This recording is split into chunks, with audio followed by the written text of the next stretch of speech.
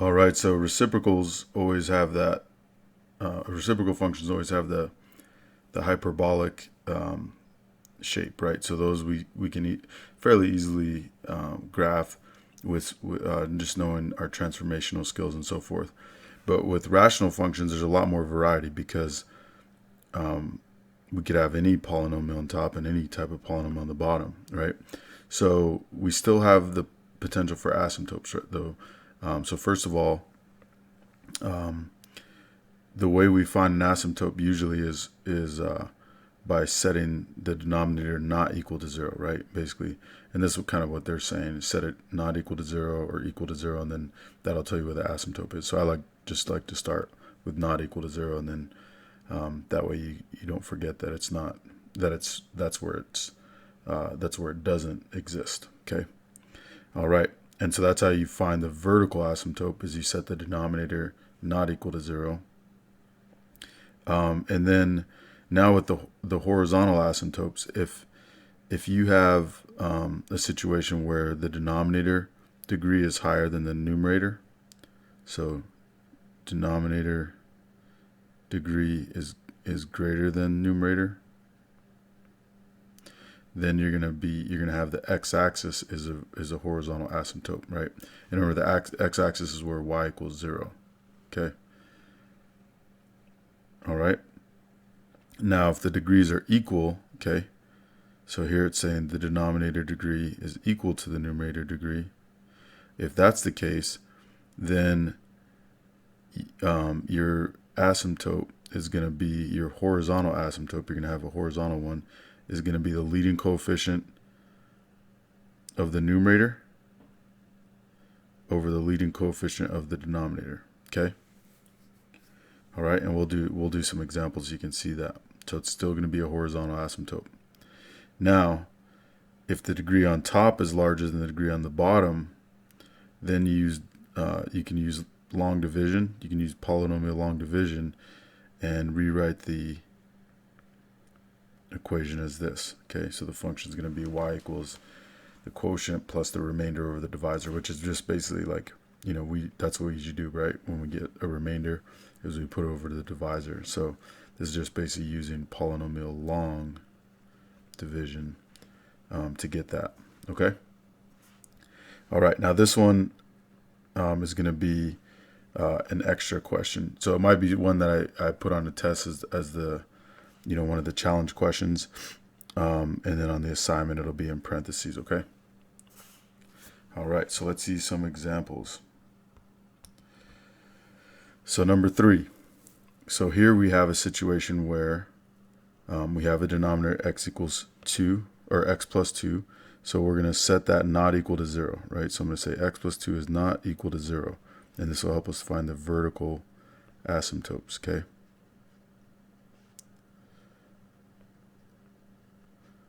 Okay, and so basically I'm just going to subtract 2 from both sides. And so I get x equals, or x is not equal negative 2, right?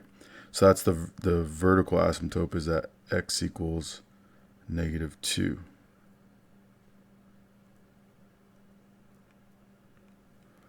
Okay, so this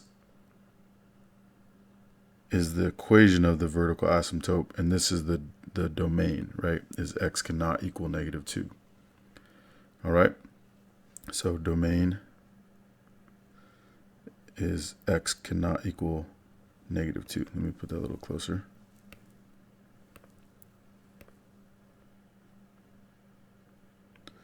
All right.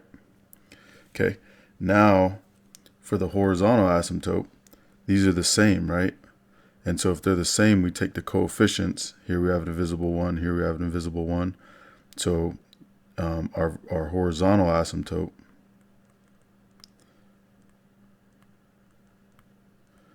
is going to be y equals 1 over 1, right? Which just equals 1. So y equals 1 is a horizontal line like that. Okay. All right, and from there, we don't have any negatives, so this is going to be right side up. So it's just going to be, let's see, I'll use blue. be like that and like that. Oops, that was funny. All right, so that's how we graph that. All right, and let me not forget to put the range. So the range can be everything except for y cannot be 1, right? Because it never, you can see here, it can never be 1. It approaches 1 on both sides, but it never reaches 1. That's because it's an asymptote. All right, number 4. So here, I want to set that denominator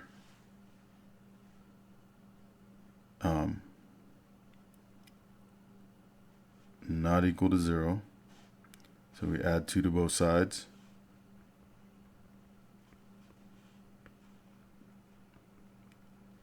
Okay, so x cannot be positive 2 this time, so therefore our asymptote is at positive 2. X equals 2. And this is our domain. Okay, it says state the domain and range. And in the book, there's a few questions that say state the asymptotes too. So that's why I wanted to point out here, like y equals 1, x equals -2. So that's something that you may be called upon to do from time to time. All right, so now since this is larger, that means that the horizontal asymptote is if you divide these, right? But real quickly, this numerator can be factored, right? So it's x. This is a difference of 2 squares, so it'll be x plus 2, x minus 2, right? So whenever you see that these match up like this, what happens is instead of actually having a hyperbolic type of situation or some type of rational function, it actually turns into just a linear function. It turns into whatever didn't cancel out. Okay, so what I'm going to do is I'm going to erase this asymptote here. The domain is actually still the case because we still can't have a 0 in the denominator, and so this is okay to leave. But what happens is we're going to actually just graph this function x plus 2. So that's going to be y-intercept of 2 and slope of 1. So it's going to go up 1 over 1. And then that's our line right there.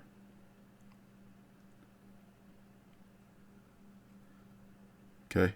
Now the only thing is at x cannot be 2. So where x is 2 right here, there's actually an open circle. All right. So let me just color this in white too. Let me do that. Make that an open circle there. Okay. All right. So we have an open circle there at x does not or at x equals 2, right? Because x cannot equal 2. Now, as far as the range goes, range can be anything from -infinity to +infinity, except for at this point it's 1, 2, 3, 4, right? So right here at 4, so y cannot equal 4. So this is a tricky one because it looks like a rational function, and it is, except because there's a situation where you have a common factor on top and bottom. That's what's called a removable discontinuity, okay? Like we saw. So a point discontinuity, sometimes called a removable discontinuity, where it's just a one little, like almost like if you took a hole puncher and just punch it out of the function, right? That's what happens here, is we just punch that one hole out. Otherwise, it's a linear function, all right? Okay, and in calculus, you'll have to classify these from time to time. Like here, this was called an essential discontinuity, and this is called a removable discontinuity or point discontinuity. So make sure that you try to factor, if you can, the numerator or the denominator, and that'll kind of help you find some of those things.